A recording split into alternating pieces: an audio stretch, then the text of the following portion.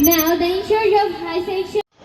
New holy child public স্কুলে বার্ষিক ক্রীড়া ও সাংস্কৃতিক প্রতিযোগিতার পুরস্কার বিতরণী অনুষ্ঠান 2025 উদ্বোধনী হয়েছে।